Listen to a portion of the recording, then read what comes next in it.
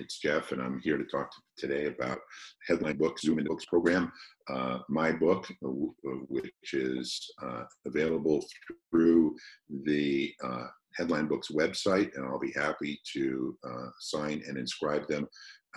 Believe me, all of my inscriptions are lies, so it'll be up to you to figure out whether I'm full of you-know-what or telling the truth. In the meantime, you can go to the website and take care of it. Just a little bit about me. I've been making records for 40 years. I also produce large-scale music festivals, and my recordings have achieved multiple Grammys and multiple Grammy nominations, and I've done about 200 records. So it's something I'm very passionate about. I love making music, and I think that we take tremendous pride in the way that we make records. We do it quite differently than most. So our whole interest is in capturing a performance rather than manufacturing it. So I have everyone in the room, all the musicians, all the singers, all the background vocalists. We have strings, horns, everybody's together. And so that's how we create an event. That's how we create a moment. And that's how we create musical magic. I think it's really a lot of fun, but the business is can be tragic and horrible, and that's the reason why I basically created this book. You've Got a Deal: The Biggest Lies of the Music Industry. I should also let you know that in a couple months, 2, 3, 4 months, my new book, which is called You Sound Amazing: Every Lie in the Music Industry, is going to come out. Now here is a sneak peek of the cover. You Sound Amazing, and you'll notice it looks remarkably like, no, it doesn't. Anyway, that's the cover, illustrated by Bob Wynn, who's a fantastic illustrator. And I just want to let you know that once that book comes out, we're going to be doing a series of book signings. And I'm going to be joined by fellow headline book author Don McLeod, whose book Gorilla Tales is also going to come out approximately the same time as mine. Now, if you are 800 years old like I am, you will remember the American Tourister gorilla. The American Tourister gorilla was a gorilla that jumped on the American Tourister luggage in the hope of not breaking it, so that the American Tourister company could tell you that their stuff really is shatterproof. Don McLeod was the American Tourister gorilla, and he has created an amazing book that Headline Books will also publish, and we'll be doing some signings together. And then there's a bunch more surprises. So keep looking at the Headline Books website for future developments, and you can always email me, and I'll lie to you some more. Let me tell you what's going to happen today. I'm going to do a few readings from this thing, and then I'm going to reveal the nastiness of today's tips, which is about music competition television shows.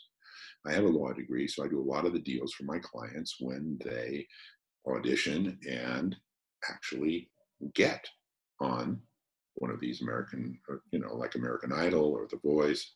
As a matter of fact, there's another Headline Books author. His name is Landau Eugene Murphy Jr. He has a book that is published by Headline Books too. You need to get that one. That's very cool. Actually, Landau, I produced Landau's latest record, and it's really terrific. We did it at Capitol Records, a very famous studio in Hollywood. So there's a wonderful connection between music and Headline Books that you should explore. Okay, so what we're going to do now is we're going to do some readings from today's book. Now, today's subject is jazz, and I do a lot of jazz records, and I thought it would be interesting for you to kind of get a sense about jazz from the experts. And a lot of people don't really understand what jazz is, so I thought that I would ask, or that I would read something from my book about the definition of jazz. Most people, it's kind of like pornography, you can't really define it, but you know it when you hear it, kind of thing. But my book as the true definition of jazz as explained by Yogi Berra, of course, a jazz aficionado that we all know. And an interviewer asked him some questions about jazz. So the first question was to Yogi. And by the way, for those of you who are young and don't know who Yogi Berra is or was, he was a baseball player, a catcher for the New York Yankees. So obviously he's an expert in jazz, wouldn't you say? Anyway, so the interview says, what do you expect is in store for the future of jazz guitar? So Yogi says, I'm thinking there'll be a group of guys who've never met talking about it all the time. The interviewer says, can you explain jazz? Yogi, I can't, but I will. 90% of all jazz is half improvisation. The other half is the part people play while others are playing something they never played with anyone who played that part. Perfectly clear, right? So if you play the wrong part, it's right. If you play the right part, it might be right if you play it wrong enough. But if you play it too right, it's wrong. Perfect, I understand. The interviewer says, I don't understand. Yogi says, well, anyone who understands jazz knows that you can't understand it. It's just too complicated. That's what's so simple about it. The interviewer says, do you understand it? Yogi says, nope. That's why I can explain it. If I understood it, I wouldn't know anything about it. The interviewer says, are there any great jazz players alive today? Yogi, nope. All the great jazz players alive today are dead, except for the ones that are still alive. But so many of them are dead that the ones that are still alive are dying to be the ones like the ones that are dead. Some would kill for it. Interviewer, what is syncopation? Yogi, well, that's when the note that you should hear now happens either before or after you hear it. What? In jazz, you don't hear notes when they happen because that would be some other type of music. Other types of music can be jazz, but only if they're the same as something different from those other kinds. The interviewer says, now I really don't understand. Yogi, I haven't taught you enough for you to not understand jazz that well. I have never heard a definition of jazz so eloquent. Have you? I just can't, hey, it's got to be in the book. So for those of you who basically love jazz, then you understand it totally. But let me just tell you what some of these jazz guys make. This is a tragedy, okay? So another idea for jazz is money. So do you think you get enough for what you do? Now, let's talk about the money that people receive for one of the most famous jazz records of all time. Check out the pay sheet for one of the sessions that yielded half of Miles Davis's best-known album, Kind of Blue. This is a classic record that's still played all over the United States, all over the world today. It's absolutely fantastic. It's actually one of the cornerstones of any jazz collection. So Miles Davis was paid $129.36. What's up with that? John Coltrane, who is also on the record, Cannonball Adderley, Wynton Kelly, and Bill Evans were paid $64.67. It's unbelievable. Paul Chambers and Jimmy Cobb on bass and drums, respectively, were paid $66.67. They got $2 extra for cartage for their instrument, which means that they actually had to carry their own instruments into the recording studio. They didn't have another company bring their instruments in. Unfortunately, that's no lie and no joke. Okay. It's kind of embarrassing on many levels. And speaking of embarrassing, sometimes people write into gossip columnists for advice. I'm sure you've seen or heard of that over the years. So here is a request for advice sent to one of the most famous advice people around, Dear Abby. Okay. Dear Abby, I'm an airman stationed at Lackland Air Force Base. My parents live in the suburbs of Philadelphia, and one of my sisters, who lives in Bensonhurst, is married to a transvestite. My father and mother have recently been arrested for growing and selling marijuana and are currently dependent on my other two sisters who are prostitutes in Jersey City. I have two brothers, one who is currently serving a non-parole life sentence in Attica for the rape and murder of a teenage boy in 1994. The other is currently being held in the Wellington Remand Center on charges of incest with his own three children. That's a family. I've recently become engaged to marry a former Thai prostitute who lives in the Bronx and indeed is still a part-time working girl in a brothel. However, her time there is limited as she's recently been infected with an STD. Oh, happy day. We intend to marry as soon as possible and are currently looking into the possibility of opening up our own brothel, believe it or not, with my fiance utilizing her knowledge of the industry, working as the manager. I'm hoping my two sisters would be interested in joining our team. Absolutely. Although I'd prefer them not to prostitute themselves, at least it would get them off the streets and hopefully off the heroin. All right. I love my fiance and look forward to bringing her into the family. Of course, I want to be totally honest with her. So my problem is this. Should I tell her about my cousin, who's a jazz musician? Signed, worried about my reputation. Okay, that's pretty aggressive, Jazz. All right. All right, now we're getting into the ugly portion of the program for Jazz.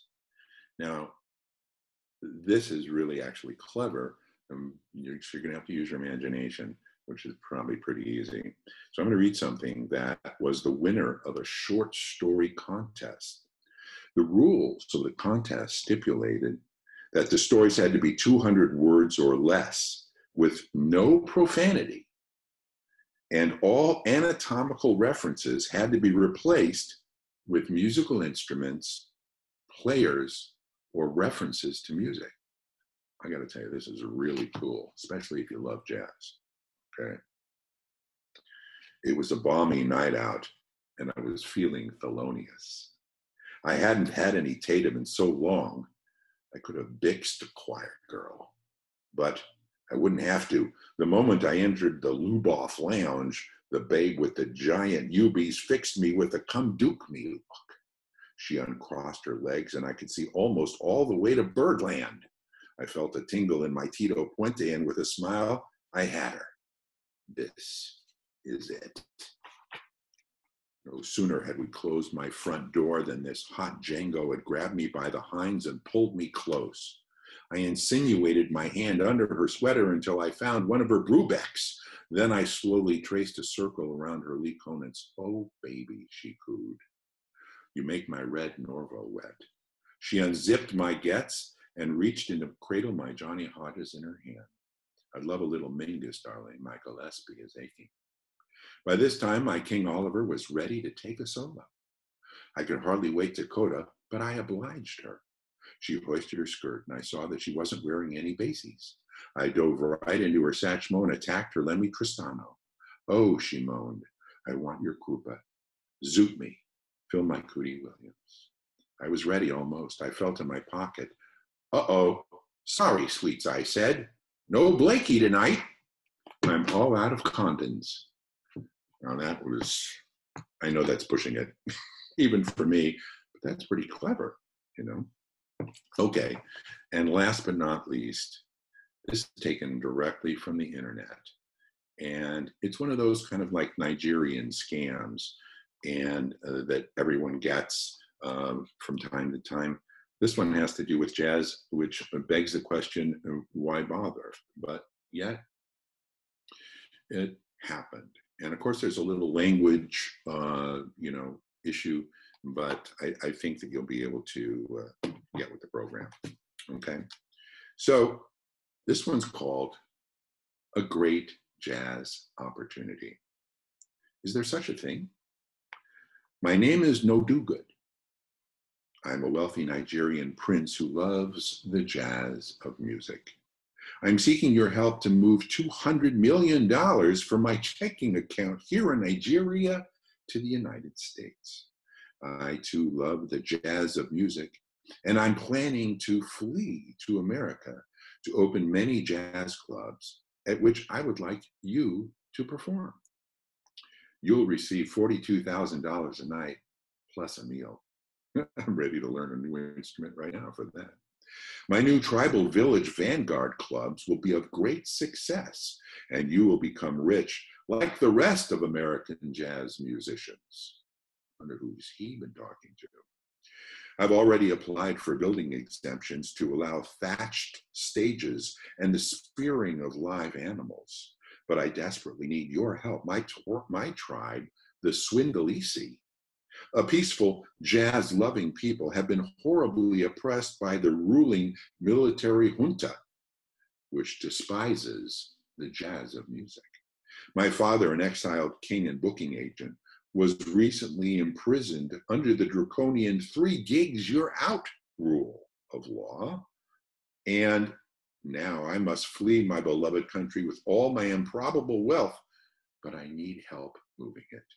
I have so much money that it will not fit in the allotted 2 checked bags and 1 carry-on. I'm therefore wanting to transfer the money through your ATM system. The Nigerian ATM system cannot exchange international currency. It only converts antelope into money. So please just provide me with your full name and address, social security number, bank account, and PIN numbers, and you'll become incredibly, literally, incredibly rich from playing many jazz gigs. It's important to note that the normal Nigerian musician rules apply. 3-hour performances, 2 15-minute breaks allowed, musicians to provide their own mosquito nets, one open fire per bandstand, 1 free meal, plus anything you kill is yours. Act now. The first 10 musicians to respond will receive a free copy, yes, free, of Nigeria's greatest jazz hits CD by our beloved Disoriented Gillespie Band, which contains the following hits. The Night Has 1,000 Flies.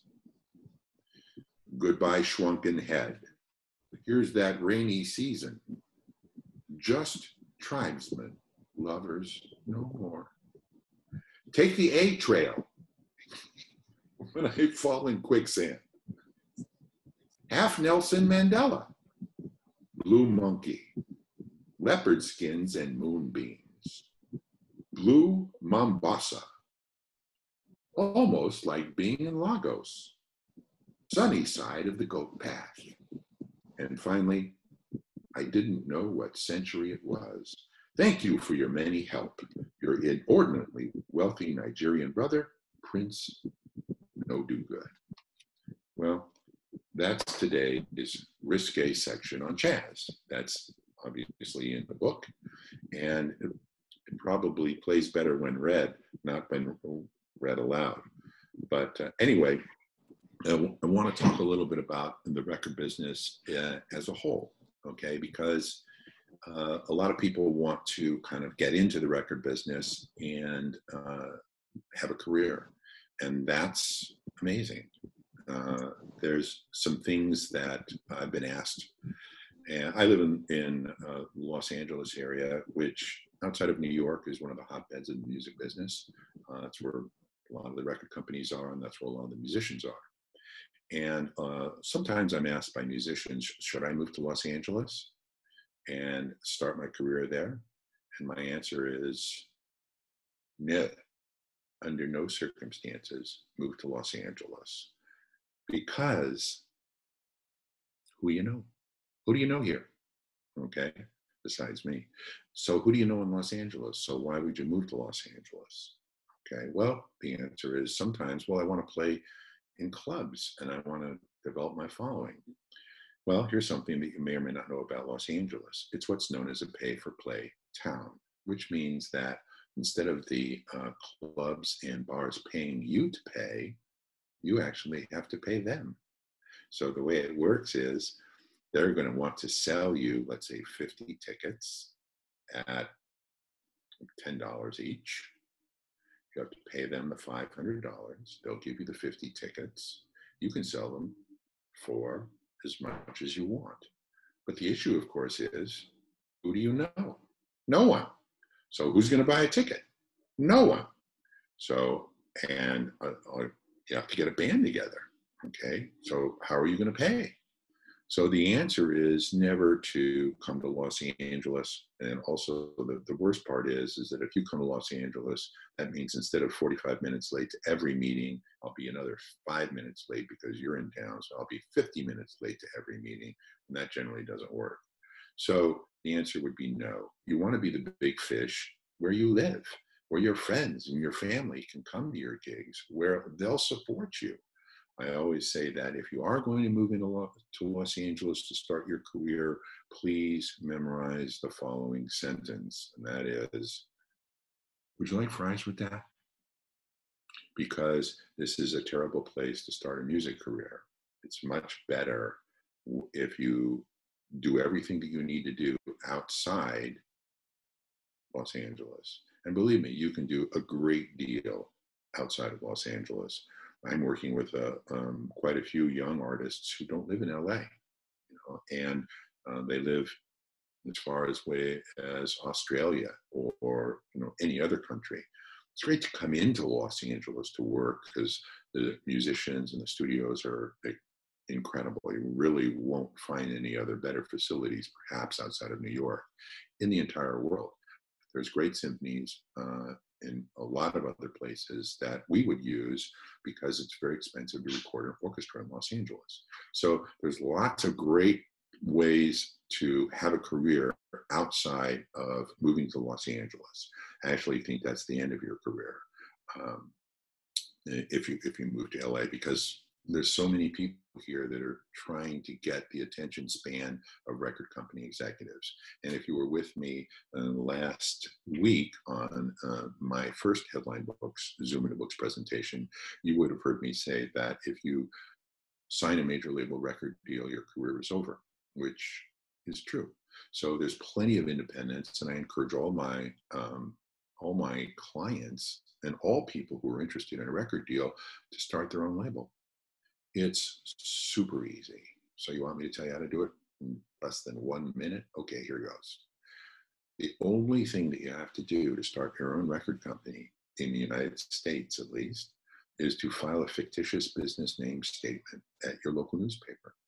So in my case, it was Jeff Weber doing business as Stark Raving Records. Okay, that's the name of my record company, because since I still make music, that means that I'm an idiot. That's why the name of my company is Stark Raving Records. So I went to a local newspaper and I filed a fictitious business name statement.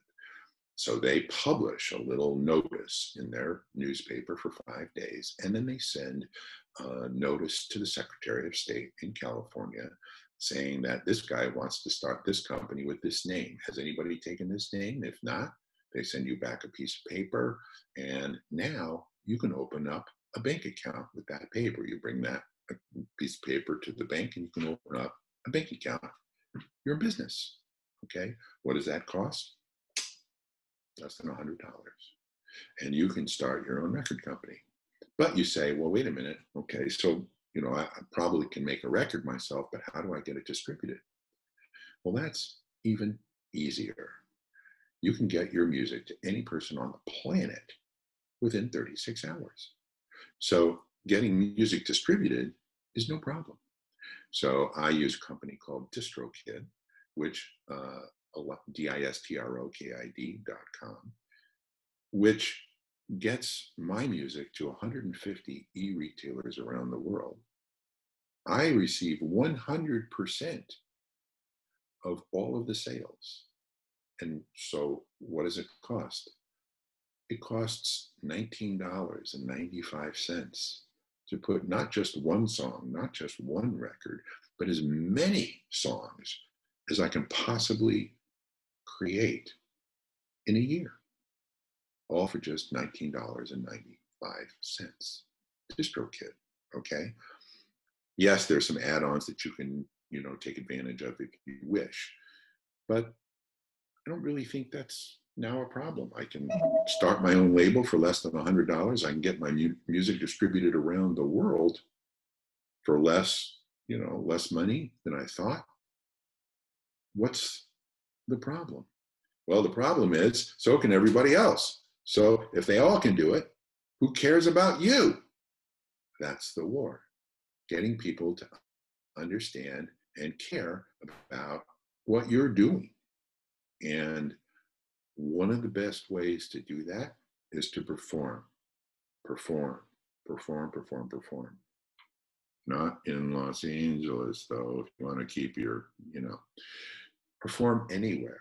Perform at coffee houses, clubs, where you live. You don't have to do it in Los Angeles. And get paid.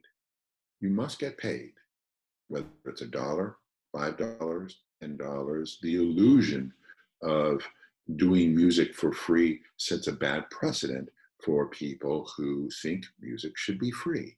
That doesn't work very well for me or my clients. So even regardless of what you make, you have to get paid. I don't care what it is. And why perform? Because that's how you develop a relationship with the people that you ultimately want to have purchase your music. They can see you, they can feel your passion, they can feel your emotion. And this is what it takes to make something happen. Basically, what I'm actually saying is that you want to develop the peer-to-peer relationship, the peer-to-peer endorsement, okay? So that when somebody sees you, they're going to tell somebody else. And that's how you sell music. When one person says to another, hey, you got to check this guy out, okay? So the activation of the peer-to-peer recommendation engine starts when you perform, okay? And obviously, you can't do anything in a vacuum. So you can't make a record by itself. It means nothing. Can't perform means nothing. You have to connect it to things that will elevate your career just a little bit. So if you're going to do a gig, you better make sure you have something to sell so people can take you home with them. Makes sense, right? Have music there available to sell. Now, I know that CD sales are plummeting, but sometimes people just want to have that physical product. And you can sign it. It's a memory. And people enjoy memories now. They like experience more so today than possessions. Experiences are everything. So you provide that. You give them that memory. A true fan is only after two things: access and exclusivity. Okay? So this is really important to consider if you're in the music business and you want to elevate your career. Anything that you do you have to connect it to something else that's going to elevate your career. So if you do a performance and hey, the performance is great, now people like you, they want to buy something from you. Okay, they want to buy your music. And if it can be kept at reasonable prices, then the decision to buy something from you is relatively easy. Okay, easier to make a decision about a $7 or $8 product than it is a $20 product. So make sure that you give people what they're interested in for a very modest price. You, on the other hand, can use that performance that you just did to do other things too. That performance, you can have somebody there collecting the data. What does that mean? Collecting the data means every person in that audience should be approached by somebody, a friend of yours, somebody that you know or that you can hire, for their name and their email address so you can broaden your base. Okay? Let them know what you're doing. Collect the data, broaden your base so that you can send out more information to more people about what you're doing next. One of the problems is that we're bombarded by what's next. Every time you go on the computer, there's always about 50,000 things for you to buy, look at, everything. So we forget. I suffer from CRS myself, and I'm sure that everyone else has CRS. You know what CRS is? For those of you who don't have to raise your hand. for those of you who don't, CRS is can't remember shit. And I can't remember shit. So, and it is contagious, so don't get too close, okay? So the idea is you have to kind of make sure you're on someone's radar repeatedly. I know this is kind of ridiculous for some people to hear because they think about it and they do it anyway, but there's lots of people that don't know how to get music sold today. It's not by radio, it's not by magazines, and the reason is because the gatekeepers have changed. Radio and magazines are simply paid for. If you want a hit on radio, you simply buy it. Buy the hit. That's all you have to do. The problem is no one's listening to terrestrial radio anymore, okay? So that may be diminishing. So there are other ways to get your music into the minds and the hearts of the people that you feel would love them. And this is one of the ways. Activate the peer-to-peer recommendation engine. Your friends are selling music. Your friends are telling you about music. That's really, really the way to go. Now, I'm going to tell you what I think is my secret nasty tool of the day. I don't think in your pursuit of a career, going on a music competition television show is something that you should do. And I'm going to tell you why. Okay. The reason why I have a certain level of experience in this regard is because I negotiate a lot of deals for my clients and I know what's going on. So I thought I would share this with you. And I apologize for any cursing that I have done in the past, but listen, this is the music business, but I will not do any more. You'll have to figure out the words yourself. Okay, there's no cursing from here on out anyway. Okay, so let me just talk about the music competition television shows. And I want you to think about it in a very specific way. Think about every show as being its own business, okay? Every business has a business model, okay? So once you understand what the business model is, you can't be upset. Now, in television shows, the business model, like most companies, is to enrich those involved in the television show, okay? So, but it's like every other company where the business model is to make the company wealthy, make the company have income on a sustainable basis. Okay, so it's a TV show, but it's every TV show, it's its own micro business, and it's actually not even micro. One second here. Got this weird thing coming up on my screen. Got rid of it. There it is. Anyway, so remember, this is a television show. Now, the one thing that's most important for everyone to realize is that these shows are not in the business of making the contestants successful. Okay, you just have to really just focus in on that. That is not their business, and it is not in their best interests to make somebody successful. Now, you may have an argument about that, but the truth of the matter is that they're in the business to make themselves successful, okay? Every contestant is replaceable, interchangeable, a very, very minor component. Frankly, they really don't care about you. They don't care about your story. They don't even care about what happens to you, okay?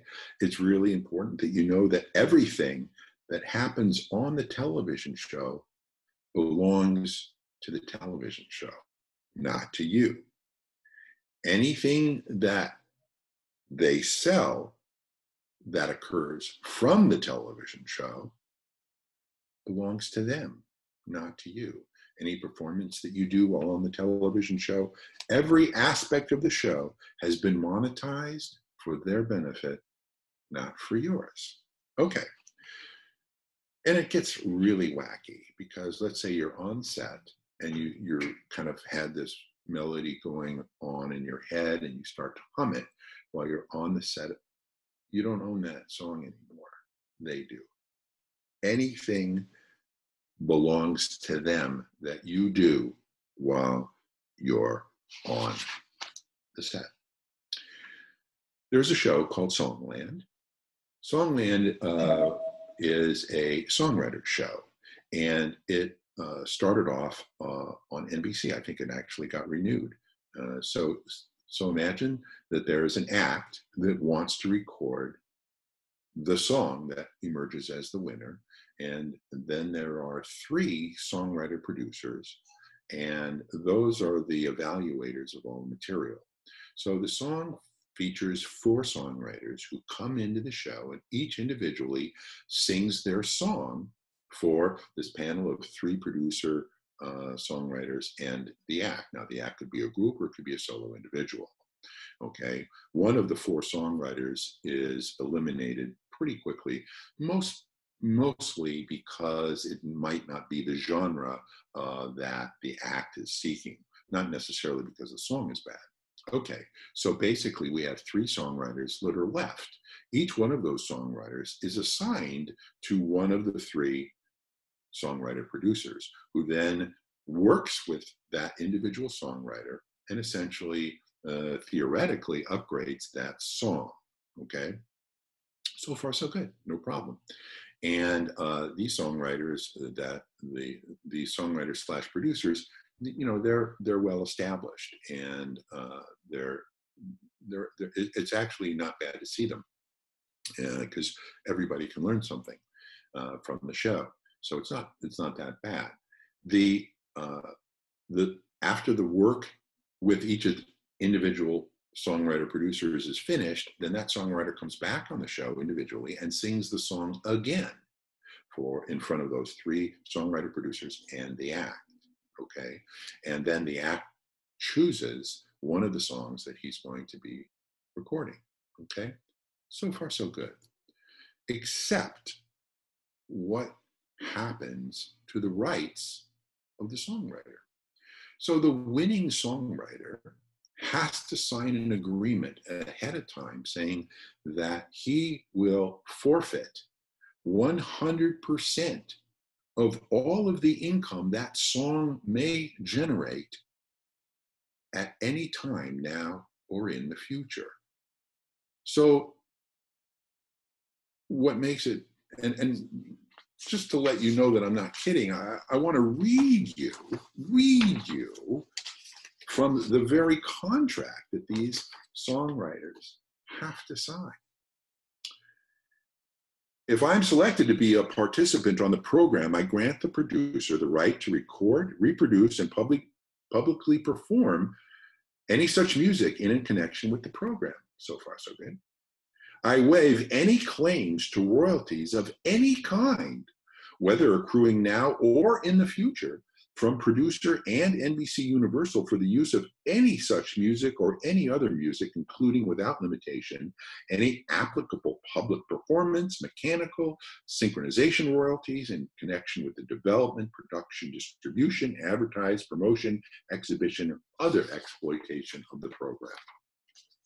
Unbelievable. So what happens then is the songwriter, who basically only makes money if his song is recorded by an artist or is licensed for film and TV, by going on the show and winning the show, has to actually lose 100% of the income that could be generated by the show, by those three producers, and even especially by the act that records it. But wait, it gets better. When the song comes out, the songwriter's name is there, but also as a co-writer, every one of those three producer songwriters plus the act is listed as a co-writer and receives income from that song. But the original songwriter doesn't. I think this is horrific. And it begs the question, why in the world would any songwriter subject themselves to this? Oh, and by the way, the original contract had all four songwriters giving up the rights to the song that appeared on television, whether or not they won. But there was such a stink about it that they took that part out, but left the big stinker in. Okay. Oh my God. All right. So that's just one show. Okay. So let's talk about a phrase. Here's my favorite phrase for um, music competition television shows. America has voted. That's my favorite phrase because that's 100% false. Think about it. The producers of any music competition television show would never trust the public to control the outcome of their television show. Example, The Voice. Okay. So The Voice, you can vote for the winner. America has voted. So you go onto The Voice, go onto NBC.com/The Voice, and you put in your email address, and you can vote 10 times. You can vote all 10 votes for one contestant, or you can spread them around to any of the other contestants that you like. Okay. So wait, now that I'm thinking about it, you know, I have a work email address. I'm gonna go back to NBC.com, put in my work email address. Let's see if it works. I have 10 more votes. Okay, then. So now I have 20 votes. Okay. So I have a client, fantastic guitar player, singer who's on The Voice. Okay. Not your typical contestant. He was a little bit older and kind of had a really long beard, and everything was not exactly the youngish, you know, but he was a great singer and is a great singer and a great guitar player. And we had finished an amazing record a few months prior, and he was on the show, and we thought about this long and hard because we knew that the deal was so bad that the worst thing that could happen to him was were he to win. That would be the death blow for his career. So we were keeping our fingers crossed that he would get on the show as many times as possible to take advantage of the exposure, but lose. He had to lose. Winning was not an option. you never generally hear that, but could not win. All right. So that client of mine had a friend in Brazil. He basically took his entire address book and spent a day and a half putting in every single email address that he could possibly find in his book. He voted 23,000 times. Okay? So the idea that America has voted is 100% a sham. But the cool part is the people in The Voice know this, and they've done nothing to correct this. Because I think there's a different agenda that's going on. Okay? So here's the agenda. So if you have a lot of people doing the same thing, these are what's known as, these aren't just friends on Facebook. They're actually somebody actually doing something. They're activating something. They're doing something, which is really important because this is all about eyeballs. The more eyeballs that you have, everything changes. So think about it from the show's perspective. Okay, now they see all of these things going on. These are people that are actually doing something. So the show then goes to the network and says, let's look at the analytics of the show. So we can see this huge spike in activations, or people actually doing something, not just really signing up on Facebook. So they're actually doing something. So we have all of these hundreds and hundreds of thousands of people tuning in, which means that next season we're just going to charge you more because we're getting that much more looks. People are tuning in more, which of course is 100% sham. Okay. Then of course the network goes to the advertisers and says, hey, listen, let's look at this show. Look at the analytics. So many hundreds of thousands of people are watching this show now. We're going to have to raise our advertising rates to you. That is what I think is really, really happening. Okay. Um, I think it's brilliant. But, if you just have to know this going in, and that they're going to actually take advantage of all of this. Okay. So now, another thing that we see on the shows a lot are these dramatic stories of the contestants and how they've had to struggle through tremendous adversity and everything like that. The great part of that is, if the story isn't dramatic enough, they're going to write you a story that will be. Okay. Every aspect of the show is carefully calculated for drama, sympathy, empathy. Drama sells. So I had another contestant on one of the other shows, and she was from Austin, and she was an alt rock singer, not a country singer. She was blonde. She had blue eyes, and she tried out for I think American Idol. And the folks at American Idol said to her, "You're a country artist." She said, "No, I'm not. I'm an alternative artist." And they said, "No, you're a country artist." So in order to be on that show, she had to give up all of what was doing, and basically, quote, became a country artist. So it would fit in with their scheme. Okay. Now, drama, as we know, attracts the eyeballs. Um, that's why you never see a show with 100% great singers, because that would be boring, right? So there's always terrific performers with horrible performers on every show. Okay. That is the secret sauce for any of these, for any producer. This is the way that they establish drama.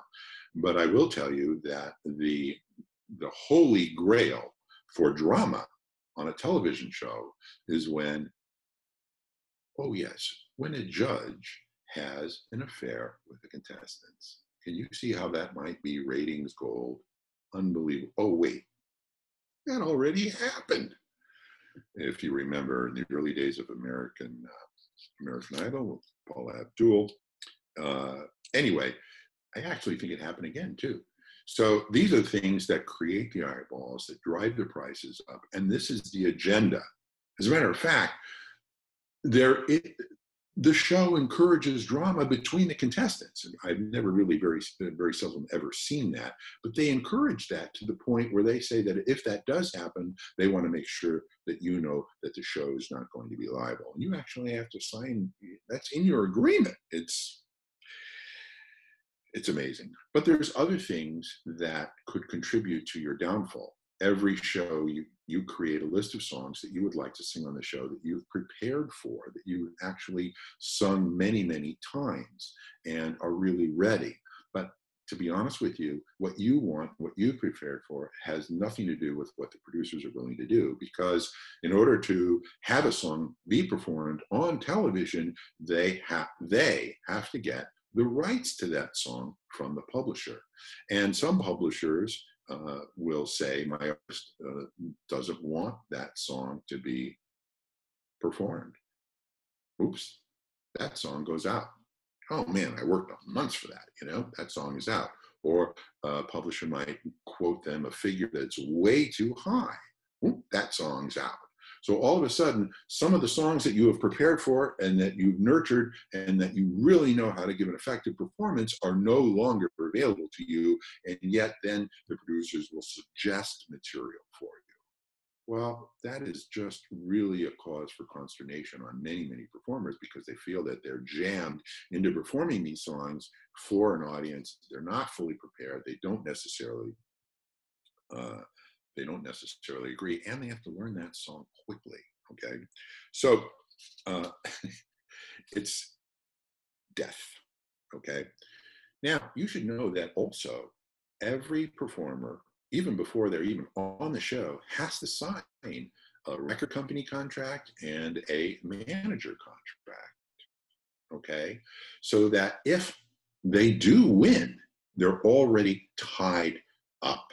Okay, no performer can avoid this. So these are the horrible stories that come out of uh, every contestant. Okay, the deals are horrible. They're never in favor of the artist. They're always in favor of either the record company or the management company. And generally, the management company gets a new quote client, every season, constantly. And they don't have any say in whether or not they're interested in that artist. They're automatically signed to that management company. And horror stories abound by a group of individuals who have signed record company contracts that have sued to get out from under their thumb, and management contracts where the managers do nothing for the artist but yet get paid a significant portion of their revenue. So the hazards of being on a television show for music are much, much greater than potential exposure that an artist may feel he's going to achieve. As a matter of fact, I've even coined it the myth of exposure, because in television, things just, they just churn out show after show after show. It's impossible to remember any one season, any winner, except for maybe one or two that happened to really do it. I think, some of those people that don't win have gone on to even greater accolades. But needless to say, that's the good, the bad, and the ugly of music competition television shows. Just say no. So, that's my feelings. You're free to disagree with me, and I welcome any questions, because at the end of the day, all we're going to do, despite the titles of my book, is tell you the truth.